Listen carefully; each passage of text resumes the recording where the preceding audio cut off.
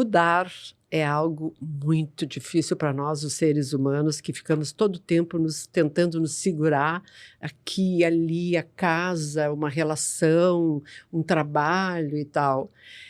Mas eu trouxe aqui 3 mulheres que, aliás, eu acho que, abrindo aqui um pouco, mulher sempre é ousada, né? Até porque quem pare gente, sabe, tem uma hora que tu vai para o hospital e tu tem que botar um ser humano aqui neste mundo, né? E quem faz isso só para ficar nesta parte é uma pessoa que pode fazer qualquer negócio. É uma coisa quase amedrontadora. Se as mulheres se dessem conta do quanto dá para mudar, dá para ir e vir, e sem medo, meu Deus, eu acho que os homens seriam muito mais legais, né? Eu trouxe aqui 3 mulheres que ousaram. A Adna Felício. Olá. Tudo bem? Tudo bem. A Adna, gente, ela fazia turismo e um dia ela se deu conta que o que ela gosta mesmo é moda, é visagismo, é ajudar as pessoas a se verem. E aí ela optou exatamente por isso, ceder aquela voz que estava lá dentro e que dizia, olha, não é bem turismo, é isso aqui. Claro que a pandemia ajudou. Ajudou bastante. E a gente está trazendo a Denise Valduga, que tá na estrada. Ela está, depois de muitos anos como executiva do Sindimóveis, o Sindicato da Indústria Moveleira de Bento Gonçalves, dos maiores da América Latina nesse segmento, ela resolveu que o que ela gostava era pensar gente, sentir gente.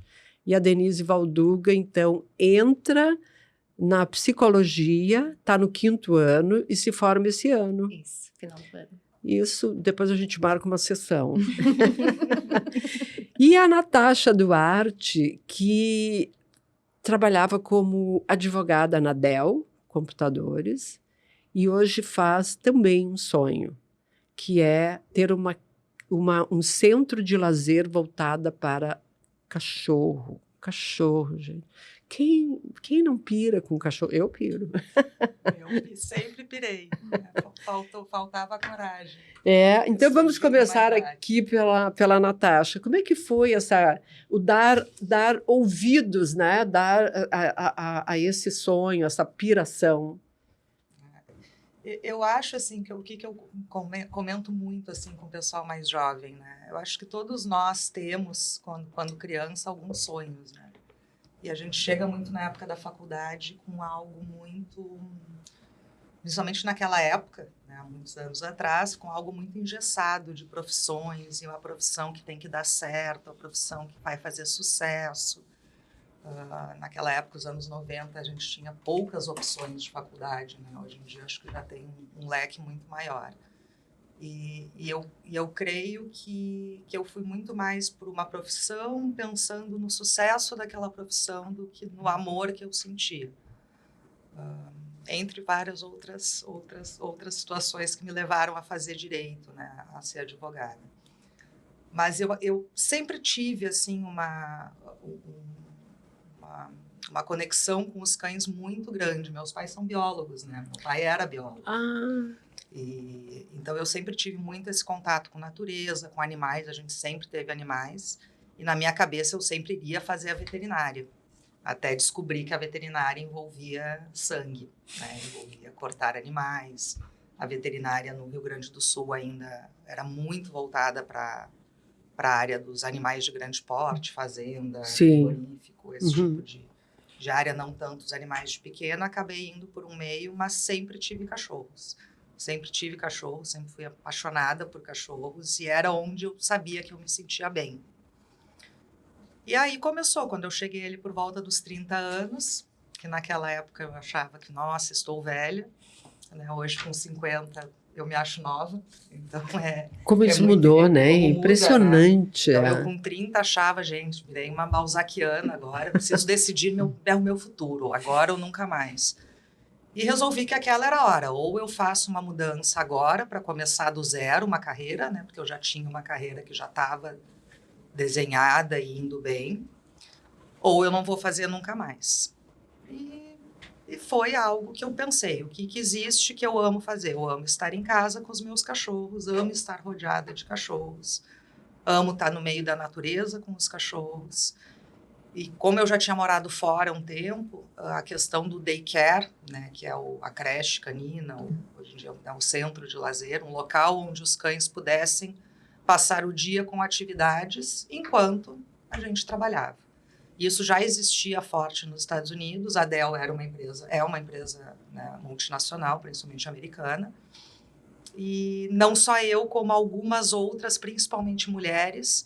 A Dell tinha algo muito forte das executivas femininas, né? Então tinha muito isso de reuniões das mulheres, muito aquela já começando aquela questão das mulheres não terem filhos tão cedo, muitas mulheres já conseguindo manifestar que não querem ser mães, né? Que não é uma opção, não é porque a gente pode gerar um filho que a gente é obrigado a gerar um filho. E eu via que já existia essa necessidade. Opa, né? E aquilo ali já começou, tem uma necessidade, não existe um local onde esse cachorrinho vai ser tão bem tratado quanto ele é em casa, né? O que existia muito era aqueles hotéis que tu deixa o cachorro dentro de um canil, né? Locais muito mal preparados, né? Que eu fui visitar alguns, eu digo, mas meu cachorro não fica aqui nem por 5 minutos, quanto mais um dia todo, muito menos enquanto eu viajo. E aí uniu, né, algo que eu amava fazer com algo que eu vi que existia uma carência. Não sabia ainda na época se existiria mercado para isso, né? Tanto que muitas pessoas me chamaram de louca, né? Sim. Porque eu comecei antes de abrir o centro de lazer, eu fiz muito atendimento particular, então eu comecei do zero. Então, com 30 anos, é como se eu começasse a estudar uma carreira do zero. Fui fazer alguns treinamentos em São Paulo e a partir disso comecei a oferecer os meus serviços, né? Então, mandei para todos os meus contatos de e-mail.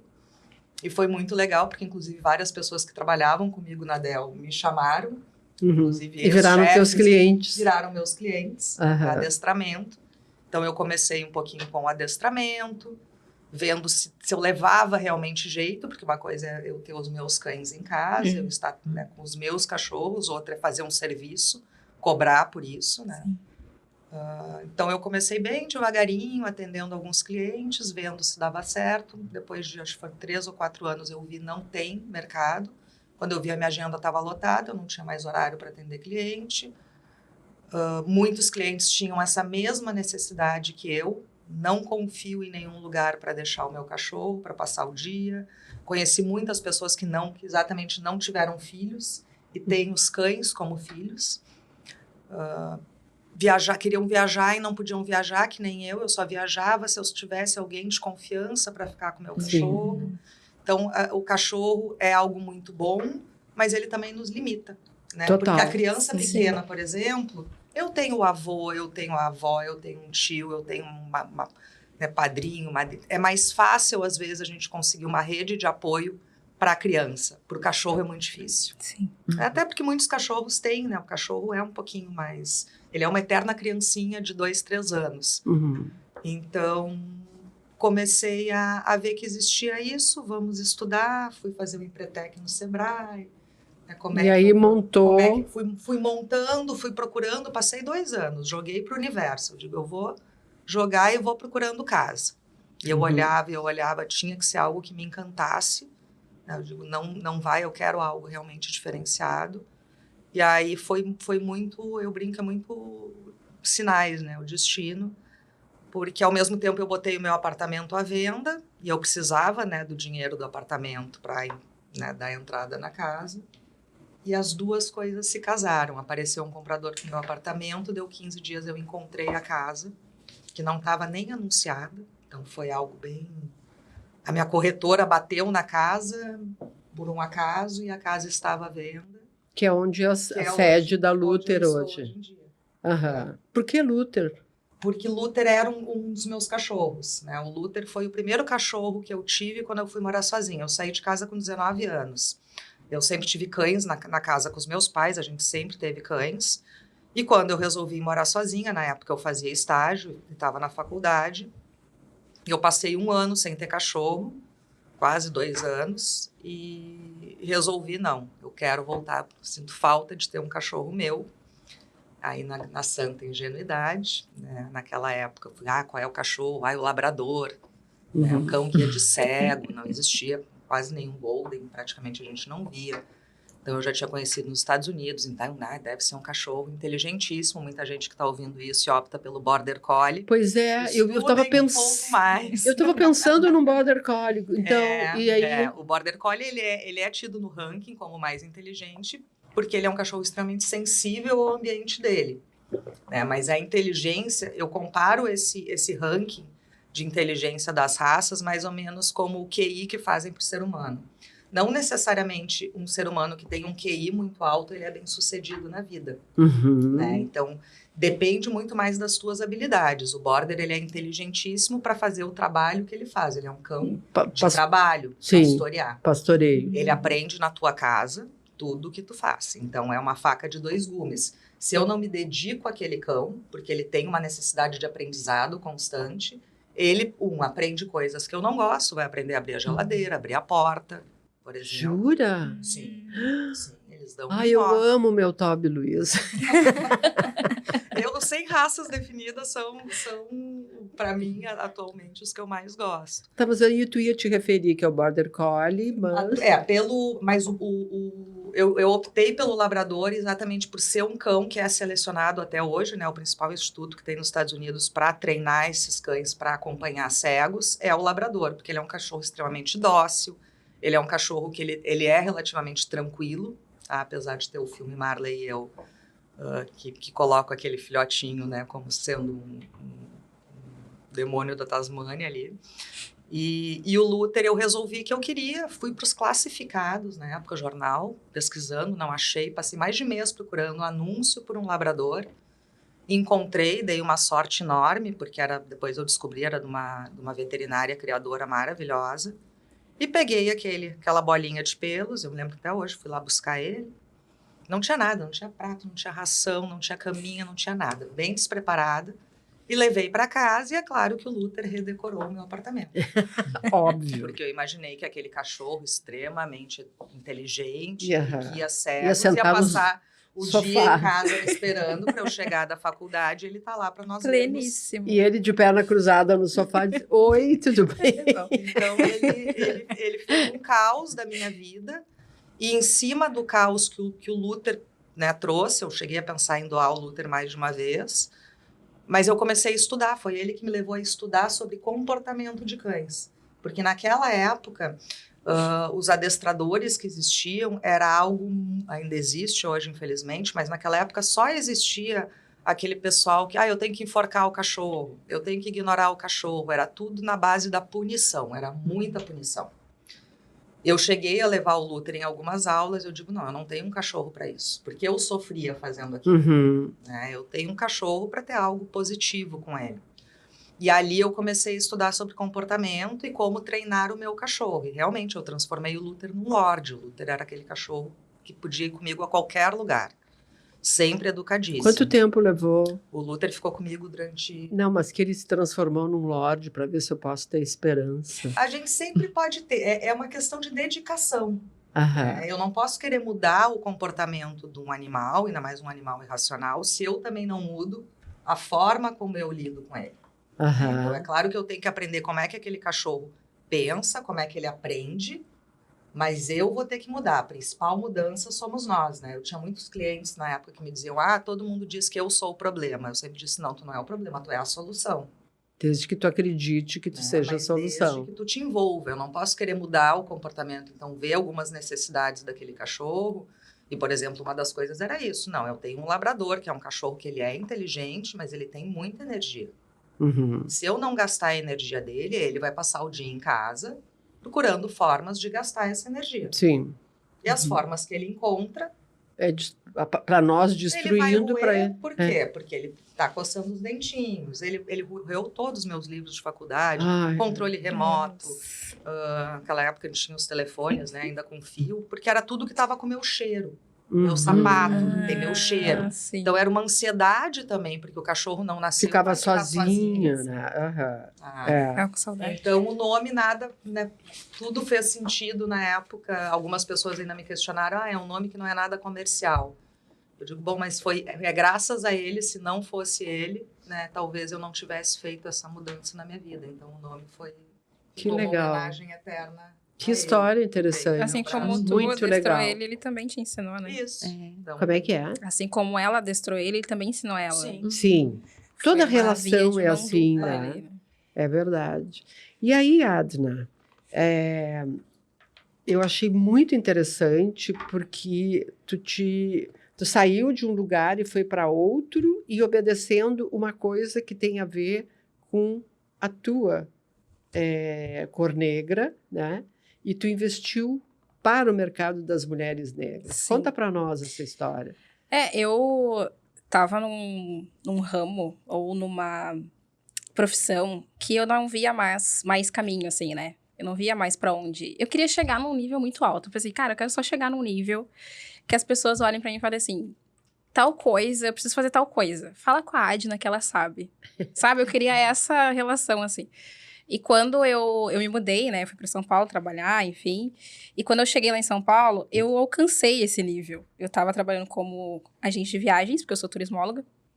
E eu estava numa agência, e aí um dia, o dono da agência, ele saiu, e ele estava assim fora, e daí ele falou, uma das meninas falou assim, e se algum cliente chegar e perguntar por tal reserva? Ou se ligar alguém para confirmar um hotel de fora do Brasil? Aí ele falou exatamente essa frase. Pergunta pra Adna que ela sabe. E aquilo, tipo, virou minha chave, sabe? Eu pensei, gente, cheguei no nível, não quero mais. Agora eu já posso ir pra outro lugar, sabe? Eu pensei, agora eu posso ir pra outro lugar, porque eu já cheguei no nível que eu queria. E aí, quando aconteceu isso, eu voltei pra cá, né? Voltei pra o Rio Grande do Sul e tal. Comecei a trabalhar na agência de turismo de novo. Só que daí veio pandemia. Né? Perdi meu emprego e eu não sabia o que fazer. Eu assim, gente, o que eu faço agora na minha vida? Ok, eu sou ótima, mas o que eu faço? Sou maravilhosa, mas o que eu faço? E aí eu fiquei em casa sem fazer nada e uma amiga que trabalhava com moda, estilo e tudo mais, ela queria uma assistente pessoal. E aí na pandemia ninguém podia se ver, né? E eu acho que eu trabalhei 1 ano com ela e a gente nunca se viu pessoalmente enquanto eu trabalhava com ela. Só online? Só online. Uhum. Ela me mandou o celular pra atender por motoboy, né? Uhum. Eu nunca vi ela pessoalmente enquanto a gente trabalhava junto, depois que a gente foi se encontrar. E o que tu fazia com ela? Eu só atendia os clientes pra agendar. Ah, tá. E aí recebia os materiais, que eram fotos, né, das clientes para ela avaliar, recebia os questionários também dos clientes. Então, eu organizava toda essa parte mais burocrática para ela poder criar conteúdo, porque ela também trabalhava através das redes sociais, né? Uhum. Então, como ela criava conteúdo, ela precisava de alguém que recebesse os clientes enquanto ela estava lá criando. Hoje que eu faço isso, eu entendo que realmente precisa mesmo. E aí, eu comecei a ver aqueles materiais e comecei a fazer sozinha. Assim, eu vou avaliar sozinha os clientes aqui, vamos ver se eu consigo, né? Uhum. E aí comecei a avaliar as roupas, as combinações, a pele e tudo mais. E eu via que não tinha muita mulher preta. Não tem muita mulher preta. E aí eu fiquei meio encucada com isso, né? Uhum. Então, trabalhei com ela esse tempo e eu falei, quero aprender. Aí ela, vou te ensinar. Então, vamos ver se tu leva jeito, né? E ela fez o curso, me chamou para a primeira turma e eu aprendi a avaliar as tal das peles, né? Sim. Tudo online. Mas assim, aí tu diz assim, tu avaliava pele branca, pele preta, amarela. Todas as peles que viessem, eu avaliava todas. Até porque o método que é utilizado no mercado, ele é para todas as peles. O problema é a interpretação, né? Porque a gente tem um método que ele foi criado para a América do Norte e foi num período da história que pessoas negras e pessoas brancas, elas não estavam no mesmo ambiente. Sim. Uhum. Então, faz 50 anos que esse método foi criado e existia uma lei que separava, né, as pessoas brancas das pessoas negras. Então, obviamente que o método ele não foi criado para pessoas negras, ele foi criado para pessoas brancas. E aí, o que aconteceu? Lá nos Estados Unidos, onde foi criado, uma mesma consultora negra sentiu essa necessidade. Ela falou assim, tá, ok, eu uso esse método, mas tá faltando alguma coisa aqui. Por quê? Porque nos Estados Unidos, não importa se a tua pele é clara ou se a tua pele é retinta, da minha cor. Se tu tiver uma gota de sangue negro, tu é considerado negro. Essas pessoas, aonde que elas se encaixam? Não existia no método. Essas pessoas que não são nem bem retintas e nem bem claras. E aí, essa consultora viu essa necessidade e pensou, não, mas a gente tem uma gama de peles negras aqui que não está sendo atendida, então a gente precisa de um outro método. Então, o método que eu aprendi, eu avaliava todas as peles, tanto pele clara quanto pele negra. Só que o meu entendimento sobre o método era diferente das outras consultoras. Por quê? Porque eu visualizava que as peles negras não necessariamente vão ser marrons. Elas vão ser também bege, vão ter um outro cinza, vão ter um outro tom, amarela, entendeu? Por quê? Porque a gente tem aqui no Brasil, principalmente, muita mistura. A gente tem muita miscigenação. Mestiço. Muitos mestiços, muitas pessoas que se autodeclaram como pessoas negras, né? Porque no Brasil aqui vale como tu se declara. Se eu chegar pra te perguntar como tu se declara, eu sou uma mulher negra, tá bom? Eu vou respeitar o que tu vai me falar, né? Agora, lá fora não. Né? Não existe essa de, não, eu sou negro. E o que tu faz... Não existe e o que tu faz é ver a cor, o estilo, as cores que valorizam mais, o estilo da pessoa, né? Exatamente. Então, eu vou... Desde a parte... E eu sempre falo que não é sobre a roupa, né? Porque a coloração pessoal, a gente está avaliando as características naturais dessa pessoa. Então, não é sobre só a cor. Porque a cor, ela é o resultado das tuas características naturais. Então, a cartela, ela é um reflexo da tua beleza. Se eu tenho uma pele que tem... São 3 características que a gente avalia, que é temperatura, profundidade e intensidade. É essas. Se as minhas características de temperatura, profundidade e intensidade da composição da minha pele forem, sei lá, quente, escura e intensa. A minha cartela, ela é quente, escura e intensa porque... a minha pele tem essa composição. Por isso que ela me favorece. Então, quando eu faço uma análise, eu tento não focar muito nessa ideia de que, as cores que te valorizam. Não. É sobre a tua beleza, sobre as tuas características naturais. Então, quando tu entende as tuas características naturais, independente se a cor tiver nessa cartelinha ou não, tu vai poder usar, tu vai saber trabalhar ela, né? Porque eu posso trabalhar qualquer cor que eu quiser, entendendo as minhas características. Então, hoje eu trabalho nesse viés, né? Quando eu aprendi, não era assim. Por isso que eu digo que o método, ele não é errado.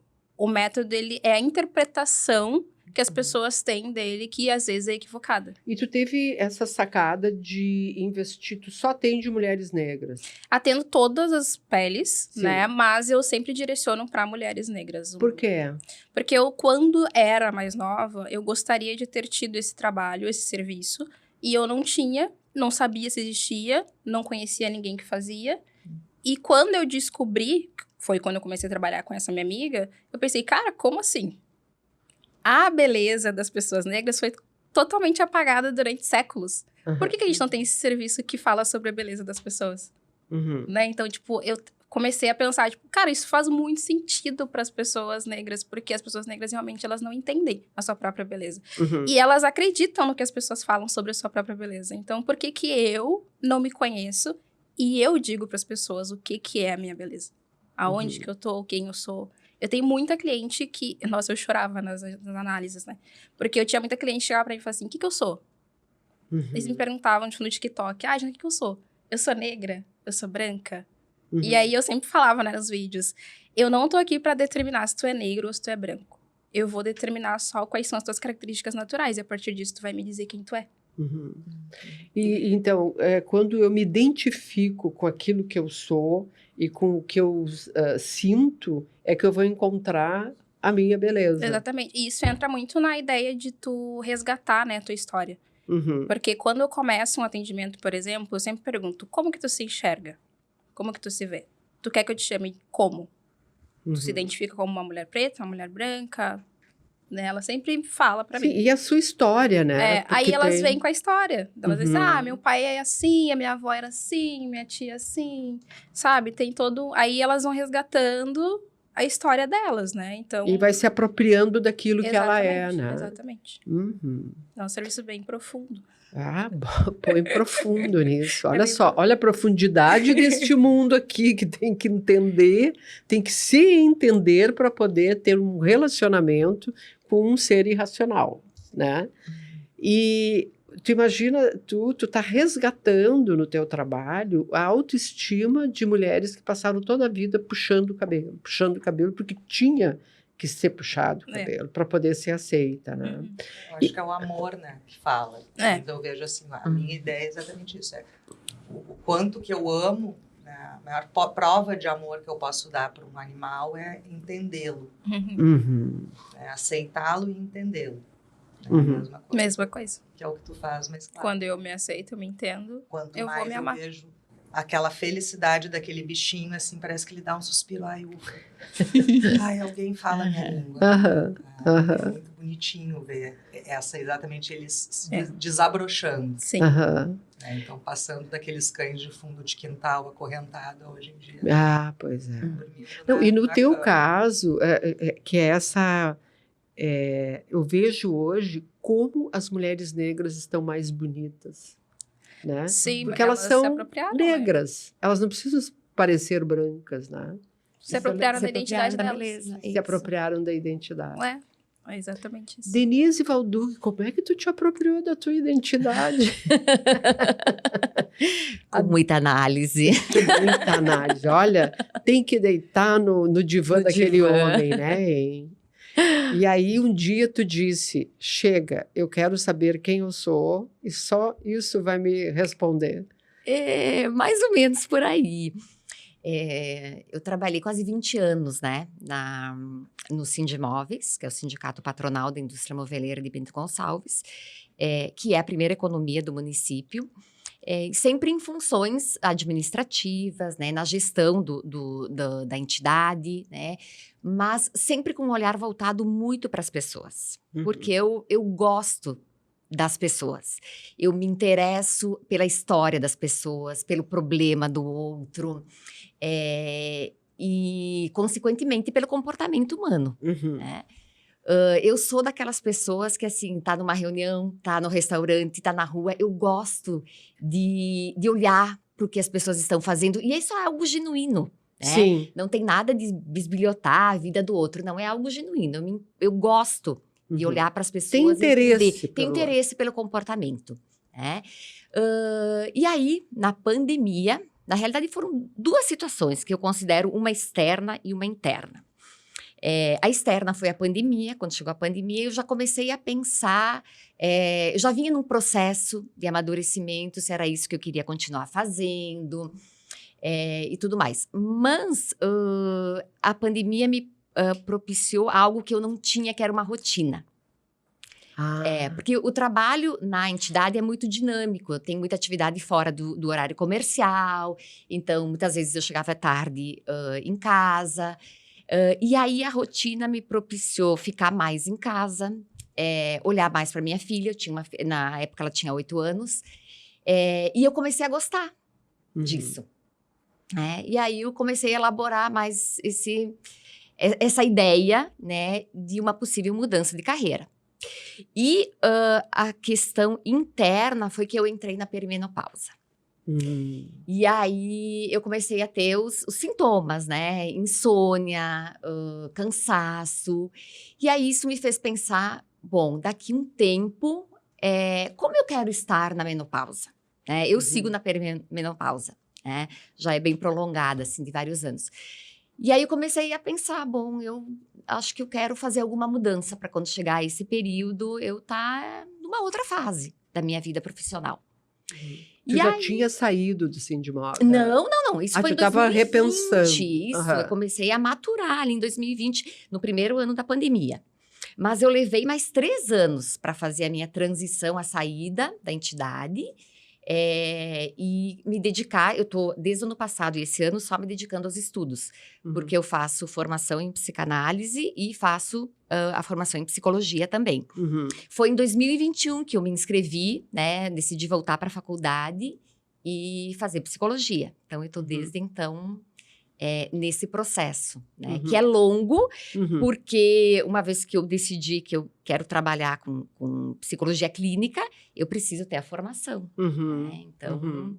eu ainda não fiz a Denise, transição, assim. assim como a Natasha, o pessoal dizia assim, que maluca, o que ela quer com o cachorro? Imagina, ela trabalha numa puta empresa, tarará. Aham. Para ti, que, pô, tu viajava muito para o exterior, eu me Sim, lembro, aham. e tu tinha uma vida muito, muito rica para quem olhava de fora, né? Sim, sim. Mas quem olha de fora não vê dentro, né? E é Uhum. preciso...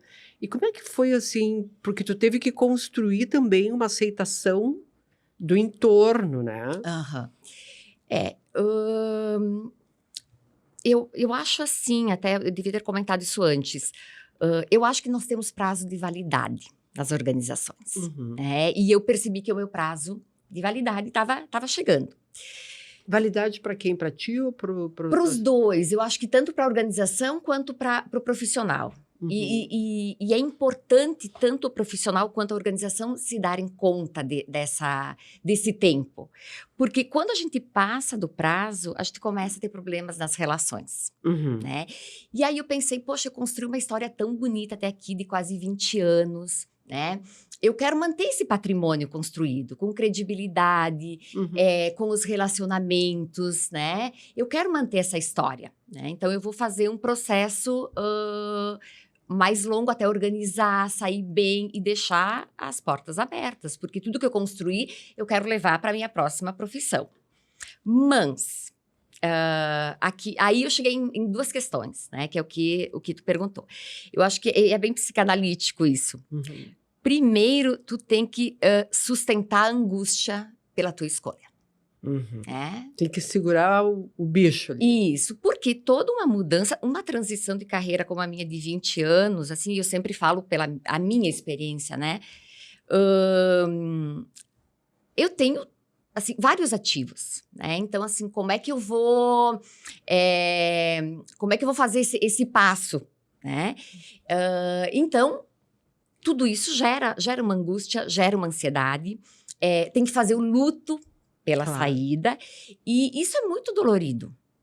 Eu vejo agora, às vezes, né, nas redes sociais, pessoas falando que é muito fácil fazer essa mudança e tal. Não é fácil.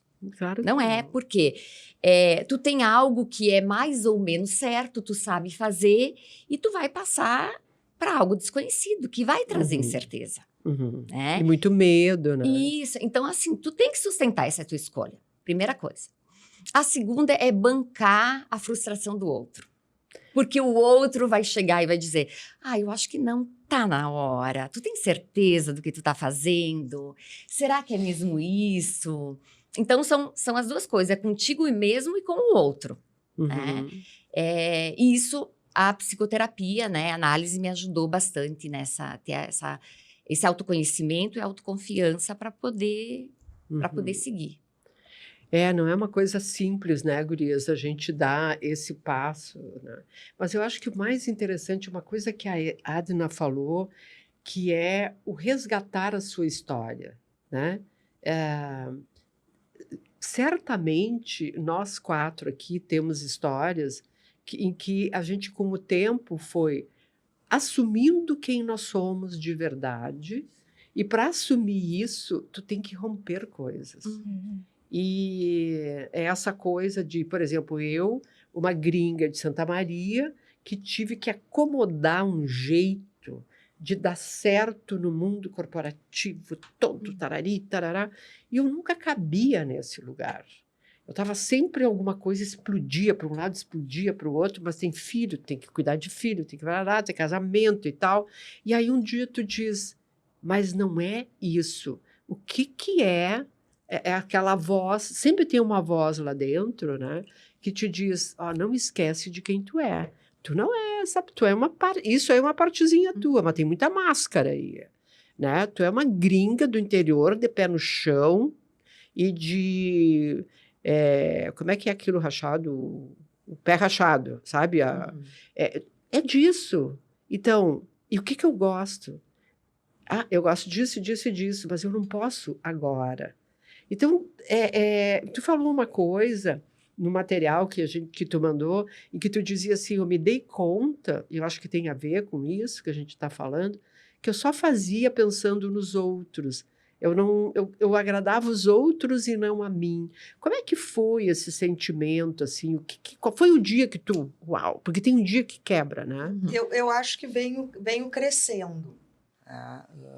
E eu tive algumas coisas assim também na terapia. Eu comecei a fazer terapia ali por volta dos meus 25, por aí.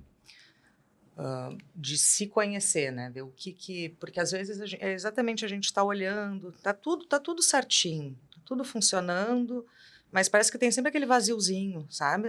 Algo que não é preenchido.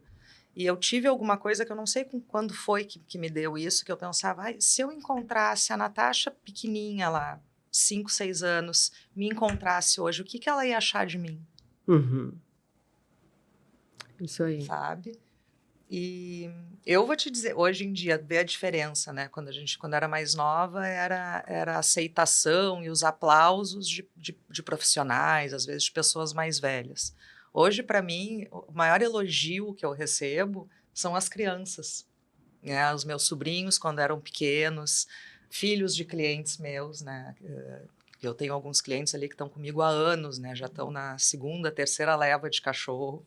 O cachorrinho já morreu, já tem outro. Então, eu vi muita criancinha ali nascendo, vi, né, meus clientes ficando grávidas e gerando, e acompanhei muito esse crescimento dessas famílias. Quando eu vejo as crianças que entram, os filhos das minhas amigas, eles entram lá assim... Ai, eu quero ser que nem a tia Natasha quando eu crescer. Isso é o maior elogio que eu posso receber. Né? Porque é o elogio mais sincero do mundo. Então, eu, de certa forma, as crianças se inspirarem em mim. Lógico, muitas coisas vão mudar ao longo do caminho. Mas hoje, não que não tenha dificuldades, tem muita dificuldade, né, gente? Não é... Não, óbvio. Não é fácil. A gente não saiu assim... Ter uma própria empresa, né, gerenciar pessoas, que eu digo que eu mais aprendi nesses últimos 16 anos com a empresa, né, o que eu mais aprendi trabalhando com cães foi lidar com pessoas. É impressionante, foi o que eu mais tive que aprender. Uhum. E no início eu achava, não, vou trabalhar com cachorros. Não, quem eu mais trabalho são as pessoas. Porque eu preciso tocar no tutor por trás daquele cachorro. Os meus cães, ok. São meus, eu educo eles. Mas se eu quiser fazer alguma diferença num número maior de cães, eu preciso tocar as pessoas que estão por trás. Né? A Fátima, que vai ter que aprender algumas coisas sobre o Toby e Luiz, para que a relação de vocês melhore. Porque o Toby e Luiz não vai para a escola. O Toby e Luiz não vai ler um livro. Ele não vai fazer isso, porque ele não tem como. E esse é muito que as pessoas também falam, porque cachorro não fala. Eu digo, esse é o maior encanto do cachorro. Ele não falar. Ele nunca desenvolver a racionalidade dele, ele ser nossos eternos bebês. Né? São crianças que nunca crescem. Vivem bem menos, que é a parte difícil, vivem. Mas aí é onde a gente vai vendo esse floreio, né, deles. E eu esqueci qual era a tua pergunta agora. Não tem problema. E a frase que me veio na cabeça é que cachorro não abre porta, né? Aí eu fiquei um dia olhando para o Toby, eu fiquei pensando que a infância é um lugar sem decisões para a gente. E eu tenho uma frase que eu inventei, que a infância é uma doença incurável. Né? Não sei como é que tu vai fazer. Porque é na infância que o que nós estamos fazendo aqui foi até os 7 anos. Depois foi... Não é ataque e defesa, ataque e defesa, né? São metas, né? O tempo todo metas que a gente tem que cumprir, tem que formar no colégio, tem que fazer uma faculdade, tem que fazer um estágio, tem que fazer um trabalho. Então, é muito metas, que eu acho que hoje em dia está se quebrando muito, né, em relação à nova geração, mas que a gente ainda tem isso. E a vontade, né? Eu digo sempre isso, assim, para os adolescentes que eu encontro, vão fazer a qualquer momento, escolhe essa faculdade, e não é uma decisão, mas é que para nós, na nossa cabeça, a cabeça do adolescente é como se fosse uma decisão para o resto da vida. Sim. Né? Não é para o resto da vida, a qualquer momento, e tudo que a gente aprende, né, o aprendizado, a gente leva para o resto da vida. Tudo que eu aprendi, eu vou levar para todas as outras profissões. E também eu sempre tive esse cuidado de nunca fechar portas, porque se não desse certo... Eu tinha a minha carreira antes. Eu poderia retornar para a minha carreira. Mas eu só vou saber se eu arriscar. né? E é um risco, é sempre um risco. Gurias, esse risco, em algum momento, assim, vocês olharam para o espelho e disseram assim, ó, eu não vou conseguir. Não vai Nossa, dar. todos os dias. Todos os dias tem esse probleminha, assim, né, da gente ficar... É que, assim, eu ouvindo a Natasha falar, né? Parece que, de novo, vou tocar na tecla. Como pessoa negra, parece que foi tudo atrasado pra mim. Porque, assim, primeira coisa, uma profissão estável. Tem que ser uma profissão que me dê dinheiro, que eu consiga me sustentar. Isso todo mundo tem essa ideia, né? Antigamente a gente tinha, eu acho que hoje em dia também ainda as pessoas têm essa ideia, mas hoje eles vão muito pelo amor também.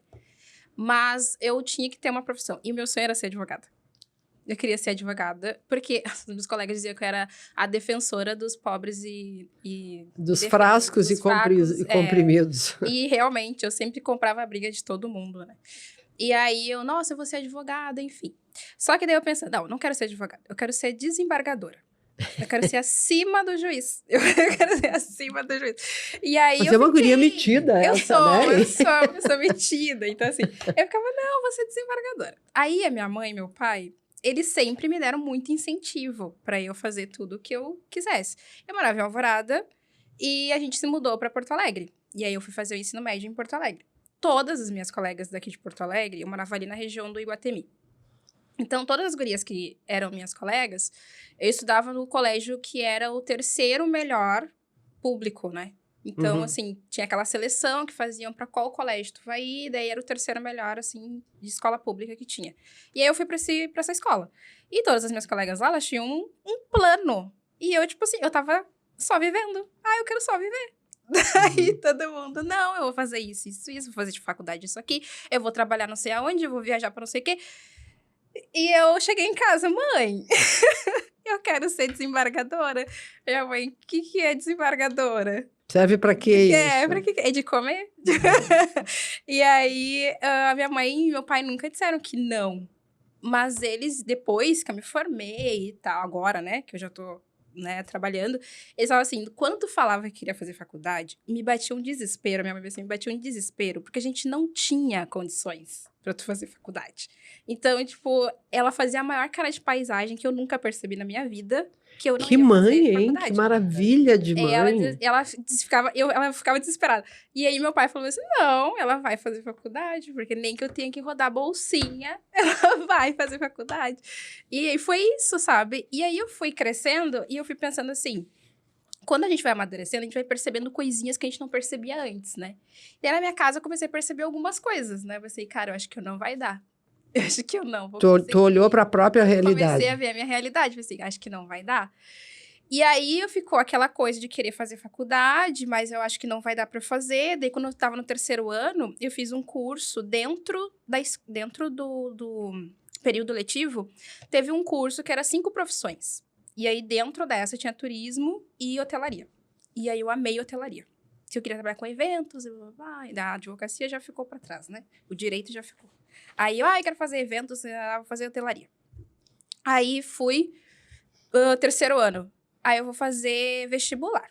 Mas eu vou fazer só para testar, gente. Não vou passar. Bem capaz. Pois eu passei no vestibular. Aí, minha mãe começou a ter crise de ansiedade, né? Nesse momento. Porque, assim, a guria passou no vestibular, vamos ter que fazer a faculdade. A mãe trabalhava com o quê? Ela era doméstica. E o teu pai? Meu pai era passador no Teva. E aí, ele trabalhava em outro emprego, que era no São Judas, que era portaria. Então, tinha esses 2 empregos. E a gente morava aqui em Porto Alegre, exatamente na empresa onde ele trabalhava, meu pai trabalhava. Então, a gente já tinha essa vantagem, que a gente não pagava aluguel, essas coisas, né? Mas, assim, a minha infância era muito... Eu achava que eu era exatamente igual às minhas colegas da escola. Tipo assim, não tem diferença entre mim e ela, sabe? Era muito feliz, assim, pra mim. Mas depois, hoje, a minha mãe contando, eu fico, gente, como que eu não percebia isso? Vocês fizeram um trabalho muito bom, porque que maravilhoso! Eu nunca percebi nada disso pra mim. Tu nunca te sentiu que tu não poderia. Não. Eles sempre deixaram a tua possibilidade de acreditar em ti mesma. Exatamente, que bacana isso. Eu achei muito perfeito, assim. E eu estava lendo aqui o teu material, que tu diz que tu dá aula particular para o pessoal Tu criou um curso para pessoas de baixa renda terem acesso à consultoria de estilo. Uhum. Um curso prático com valor bem acessível. Exatamente. Né? E uma coisa que tu quer alcançar, tu diz assim, pessoas iguais a mim. O que é isso? Pessoas iguais a mim, eu digo na aparência, né? Sim, Pessoas negras. as pessoas negras, tá. Tu quer levar a visão de como... Isso eu achei interessante, ó, gurias. Levar a minha visão de como a imagem afeta a saúde mental, principalmente de pessoas pretas, não é? Exato. Que tu acredita que o estilo pessoal aliado à saúde mental, o resgate da autoestima e o desenvolvimento de uma autoimagem positiva, né? Tu acha que tu conseguiu isso contigo? Sim. Uhum. Eu acho que eu nunca tive um problema muito grande de autoestima. Não, isso a gente notou desde o início, inclusivemente. Mas a gente tem aqueles momentos, né? Do tipo assim, nesse momento eu não tô muito legal, não tô me achando tão maravilhosa assim. Tu sente isso quando tu tá foi? mais na TPM? Sim. Uhum. Mas quando que foi? Foi quando eu passei pela transição capilar. A transição capilar é quando tu realmente se conhece como tu é. As mulheres negras. Mulheres negras. Por quê? A gente vem daquele processo de que tu tem que ter uma imagem que seja aceitável diante da sociedade. Alisar o cabelo, usar uma roupinha um pouco menos... Vocês perceberam que a única pessoa aqui nessa mesa que tá com uma cor vibrante sou eu. Uhum. E o que E o óculos cheio de cor, Colorido. Uhum. né? Então, assim, tu tem que ser mais ou menos parecida com as pessoas à tua volta, e principalmente pessoas brancas, por quê? Pra tu ser mais aceita. Uhum. Eu sou expansiva, eu falo alto, eu rio pra trás, né? Assim, é bom porque quem ri pra trás é rico, né? Rico ir pra frente, pra cima. Então, eu rio alto, eu me expresso com as mãos, sabe? Eu sou toda, né, assim. E aí, eu comecei a ficar mais contida, né? Não que isso fosse difícil, porque eu fui criada em um lar que era bem rígido, porque a minha família é cristã, então eu já tinha essa criação mais contida. Mas eu nunca fui essa pessoa. Uhum. Tanto que na igreja, eu sou a pessoa meio doida, né? Tipo assim, tu não é a pessoa mais certinha do mundo. Eu disse, não é que eu não seja certinha, eu sou eu. Uhum. Eu não fico me privando de ser eu, porque tem uma regra lá que você tem que ser assim, assim, assado. E como é que foi a transição capilar? Aí, chegou na transição. A transição capilar, eu tive que alisar o cabelo. Eu quis alisar o cabelo porque eu tinha uma amiga, desde os 4 anos, que ela tinha cabelo liso, ela era branca, enfim. E aí, a minha mãe falou assim, tu não vai alisar o cabelo até os 15 anos. Até os 15 anos, tu vai ficar com o teu cabelo natural. Quando tu tiver 15, tu decide. Porque até aqui, tu não sabe decidir se tu quer ou não. Eu vou cuidar do teu cabelo. Aí, ela cuidou até os 15. Quando eu fiz 15, o que eu quis? Alisar o cabelo. Porque a minha amiguinha tinha o cabelo liso aqui na cintura. Então, eu alisei meu cabelo. E meu cabelo era muito grande e, realmente, ele foi um cabelo que ficou longo, né? E aí, eu fiquei até os 21. Eu alisava o cabelo e fiz todas tinha um cabelo as técnicas. Preto, alisado com produtos e tal. Exatamente. E eu tenho uma condição que é a alopécia, que vem de toda a minha família. As minhas tias todas têm. E é do lado da mãe, né, que vem a alopécia. Meu pai, ele é careca, mas não é tua culpa, pai. É a minha mãe. Todo lado da minha mãe, as minhas tias têm a entrada. E a minha mãe tem a entradona, assim, também. E aí, com 20, eu comecei a perceber que começou a cair muito esse lado aqui do meu cabelo. E até aí, eu não dava muita bola, sabe? Vai cair, enfim, tá ralo, enfim. Daí, quando eu comecei a perceber isso, eu pensei, cara, eu vou fazer a transição, porque daí eu vou parar de usar os produtos, porque tá piorando, né, a situação. Vou parar de usar os produtos e volto a ter meu cabelo natural. E tava na época da aceitação. Todo mundo se aceitando como é, né? Aí eu fiz um blog falando sobre a transição capilar. Eu comecei a postar a minha transição capilar, compartilhar as receitas que eu fazia e tudo mais. E o blog estourou muito. Comecei a ficar meio apavorada, porque eu tinha, sei lá... Eu era novinha, e aí as pessoas começaram a me ter como referência, e eu não queria. Eu não quero ser referência de ninguém, eu só quero viver minha vida aqui. E aí eu parei o blog e continuei minha transição. Só que quando eu fiz a transição, eu sou uma pessoa intensa. Então eu não esperei meu cabelo ficar e crescer a raiz pra eu cortar. Eu fui lá e cortei. Já de cara, entendeu?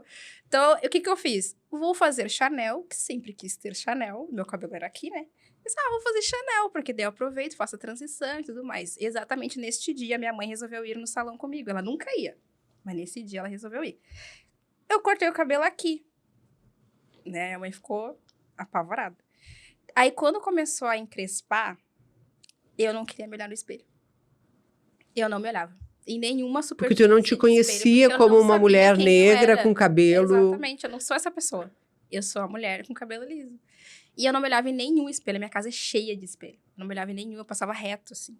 Daí, o que eu fiz? Eu comecei a escrever no meu espelho com batom palavras de afirmação sobre a minha pessoa. Então, eu botava bonita, inteligente, simpática, extrovertida, blá, blá, blá. Aí, eu comecei a olhar o espelho. E aí, ao invés de ver a minha imagem no espelho, eu via aquelas palavras ali. E eu comecei a gostar de quem eu era. Então, eu comecei a aceitar primeiro quem eu era por dentro, de essência. E aí, eu sabia que a minha essência, ela ia refletir no lado de fora. Tá, mas eu quero saber como é que ficou o cabelo. Assim, agora. Ele Tá, tá mas agora esse é o teu Black cabelo? Power agora. Esse cabelo de cima é todo teu? Ele é black. Aqui ele tá coque, né? Aham. Mas ele é black, assim, redondo. E quando tu usa solto, deve ficar fantástico. É blackzão. Acho que eu É, tenho, depois tu se nos tiver, mostra. Se quiser. Tá, muito legal. Agora, Denise, tu acha que, como a Adna, tu começou a entender também quem tu era? E que Denise que tu resgatou nessa decisão de sair desse mercado corporativo e ser uma psicanalista? Eu acho, assim, primeiro foi olhar para o que eu fazia bem feito, Uhum. né? Que eu acho que é esse olhar pelas pessoas, ter uma boa escuta. Então, acho que partiu daí. Claro que tinha um desejo de mudança, de trabalhar com psicologia, que foi algo natural, assim. A psicologia veio num processo, assim, meio que natural, né? Eu sempre pensava em psicologia, mas não como um sonho, assim.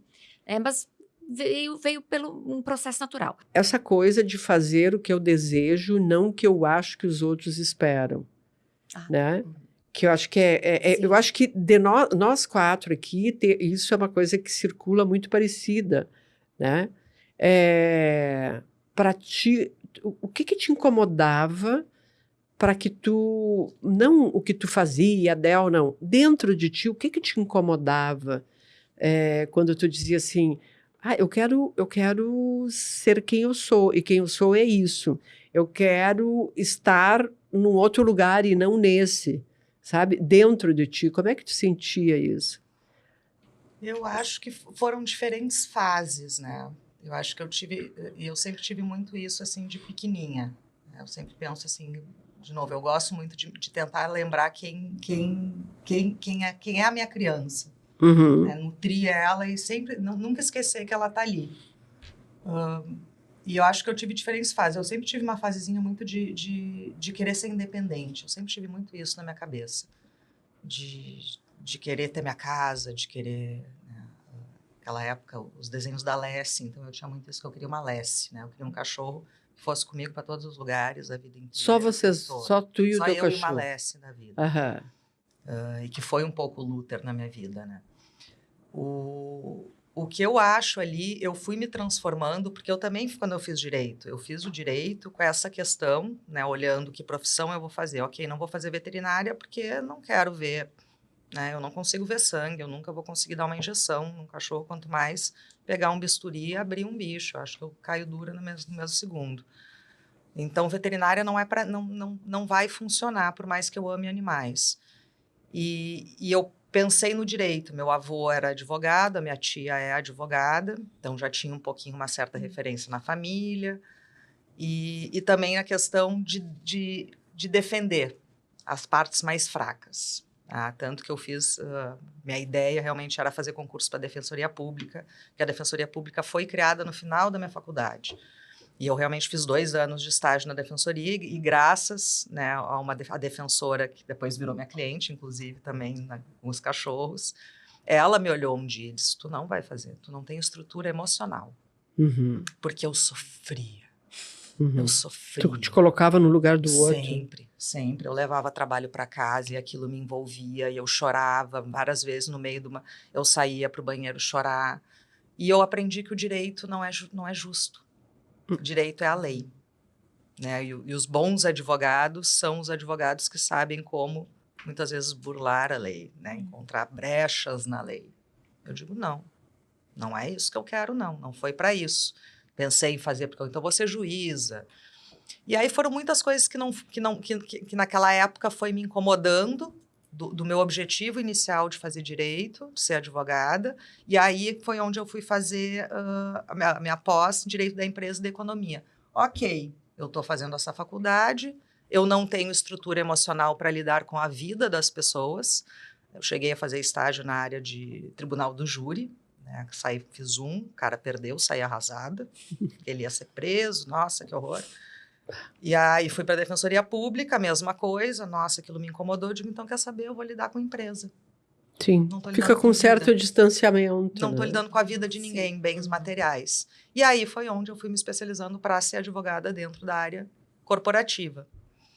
Mas aquilo também me incomodou, porque aí o meu final da DEL eu já não estava como advogada, né? Eu consegui dentro da DEL fazer uma transição e trazer uma área que já existia forte nos Estados Unidos, que era de responsabilidade social e ambiental. Então, já foi vindo para cá os projetos sociais, a área de proteção ambiental também, destino dos resíduos, né, tecnológicos. Mas, claro, dentro de uma empresa tem que estar sempre visando o lucro. Né? Eu tenho que usar o que isso vai trazer para a empresa. E aí, ao mesmo tempo que eu consegui fazer uma transição lá dentro, aquilo continuava sem me deixar feliz. E outra que eu acho que eu sempre fui mandoninha, né? Eu tenho uma dificuldade muito grande de aceitar que alguém me dê ordens. Então, eu sabia que eu nunca ia conseguir ser feliz no mundo corporativo, porque eu nunca consegui dançar aquela dança masculina, né? Que tinha. Perfeito. Tá agradando, indo... A dança masculina. Indo nos eventos. Então, eu já estava numa época que a gente ia muito para Brasília, que é um ambiente muito... Então, eu estava muito num ambiente bem masculino, muitas coisas eram E um só ambiente eu. meio doentio, né? Meio muito. E eu tinha que... Né, como é que eu não conseguia dançar aquilo ali. E eu vi que eu ia chegar uma hora que eu não ia conseguir mais crescer, a não ser que eu aprendesse aquilo ali. E aí é onde começa a vir. Até que ponto eu tô não é me punindo a palavra, mas eu tô te maltratando, deixando né? a minha essência de lado para encaixar em algo que não é meu. Que anulando. E aí, exatamente, sempre ter tido isso de iniciativa, de gostar de trabalhar por minha conta. Eu sou uma pessoa que eu não preciso alguém me dizendo, eu gosto de estudar, eu gosto de sentar, aprender coisas novas, e amo cachorro, e amo a natureza, e queria voltar a morar numa casa, porque nessa época eu morava num apartamento. Aí tudo foi... As coisinhas vão, eu te comentei ali, né? O meu grande estalo foi, eu já estava com vontade de... Não é mais esse mundo para mim, o mundo corporativo não vai me fazer feliz. E aí, num voo para São Paulo, indo para uma reunião... uma revista de bordo. Eu olhei uma revista e vi... Dog Walker era o nome, já nem existe mais. Da Raquel, maravilhosa. E eu olhei aquilo ali... primeira daycare para cães em São Paulo é um sucesso. Uma revistinha da TAM, eu acho. Eu olhei, meu olhinho brilhou. Fui para a reunião, liguei, fui visitar a Dog Walker. Perdi voo, né? Porque eu me sentei no meio daquela cachorrada e eu disse, é isso. É isso. Que loucura, né? É isso que eu quero fazer. E aí, eu fui atrás de construir essa mudança, né? Ok, então é isso que eu quero fazer. Como é que eu vou fazer agora? Eu vou precisar de dinheiro, porque também a gente, né? A gente sonha, mas né, a criança adulta já sabe que tem contas para pagar. Sim, não é só o meu sonho, eu né? tenho tudo. Né? Se eu quero continuar sendo independente, eu preciso também pensar. E aí eu fui construindo aquele planinho, né? Que as tuas amiguinhas tinham e que eu sempre fui essa. Eu sou virginiana, assim, na veia. Então, eu tenho tudo passo a passo. O que eu quero ser daqui a 1 ano, 5 anos. Jura? Nossa, eu não tenho mais. Não tenho mais. Pois eu é. tenho. Eu não tenho mais agora. Tu tem, agora tu tens eu isso? já tenho. Já tenho esse plano. Eu tinha. Assim, eu hoje já sou mais coisa que eu deixa não a vida me tinha levar antes. um pouco. Tu deixava levando, eu tô aqui, tá bem, tá tudo bem, tô ganhando a minha grana. Né? Eu lembrei, agora voltando à tua pergunta, né? Eu acho que assim, eu tive muito claro que eu encerrei um ciclo e que eu precisava fazer outra coisa, né? Utilizando toda a minha bagagem, né? E aí veio a psicologia. foi meio assim, meio racional, assim, Aham. né? Mas foi fluido, assim, sem...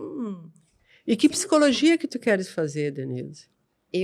Bom, me formo agora no final do ano, então, em psicologia, serei psicóloga e eu vou seguir a psicanálise, que eu comecei um tempo depois. Na realidade, eu sempre gostei de psicanálise, mas eu achei, na minha ignorância, que eu precisava ser psicóloga para depois ser psicanalista. E não, tu tem que ter um curso superior para fazer a formação de psicanalista. Então, mas tu está fazendo os dois, a Eu faço os dois graduação e a E a formação. formação, A formação são 2 anos? 4? 5 anos no 5 mínimo. anos. Uhum. Aham. Tu tá É no um tripé, isso, análise pessoal, tem toda a parte da formação, né, teórica, e tem a clínica social. Uhum. Hoje, eu entendo que ela me exige muito mais a psicanálise do que a psicologia. Uhum. Uhum. Uhum. Assim. Gurias, uma coisa que a gente falou aqui, que eu acho interessante, o mundo masculino, né? O mundo masculino, ele é aterrador, né? Porque quando se fala em masculino, a gente não fala de homens. A gente fala de um mundo que tem uma cultura que é de a mulher servindo a uma determinada demanda que é: eu sou uma mulher, então eu tenho que ter uma aparência assim. Eu sou mãe, então eu tenho que ser assim. Eu sou esposa e tenho que ser assim. A minha casa tem que. Sim, a gente vai se encaixando. E aí, hoje, a gente vê que as mulheres estão num processo de burnout, de estresse absurdo, porque tem que dar conta de muita coisa. Dizer, mas antigamente a minha mãe teve 9 filhos. Sim, a tua mãe teve 9 filhos, e eu não imagino que ela deve ser uma pessoa muito feliz, porque ou ela estava parindo, ou ela estava gestando, né? Mas então, vocês sentem que este é um peso que ele está sempre rondando a nossa vida, né? Tu diz assim, tu queria ser branca, porque ser branca é muito mais fácil do que ser negra, certo? Então, assim, a gente tem que ser jovem, porque é mais fácil. Quem é que disse tudo isso? Um mundo masculino. E nesse mundo masculino tem vários lucros que são obtidos com uma mulher que atende a isso. Vocês sentiram isso assim pesado na vida ou vocês nem notavam, só sentiam que era uma coisa? Gurias, essa coisa é o mundo masculino, deixa de ser. Não é uma nuvem, é um monte de homem decidindo lá no Congresso que a gente, sabe, as leis nos governos, a família, nas religiões, todas as instituições.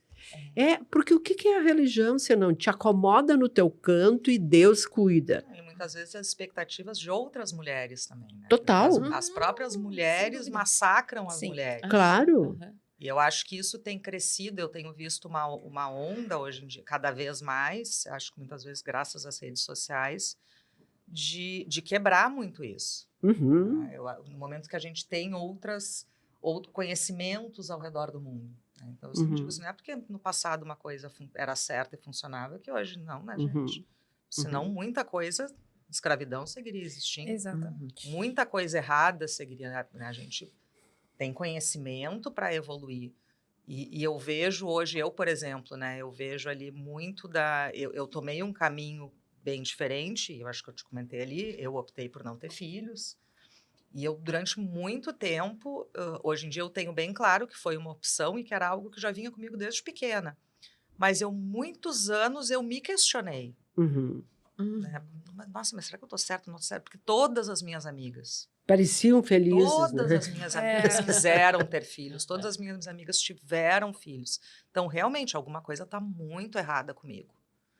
E hoje, com o acesso que a gente tem e com as informações que a gente vê, quantas mulheres optam por não ter filhos? Meu Deus, cada vez mais. Sim. E quantas tiveram por uma imposição? E Deus me livre de dizer que não queria ter filho, né?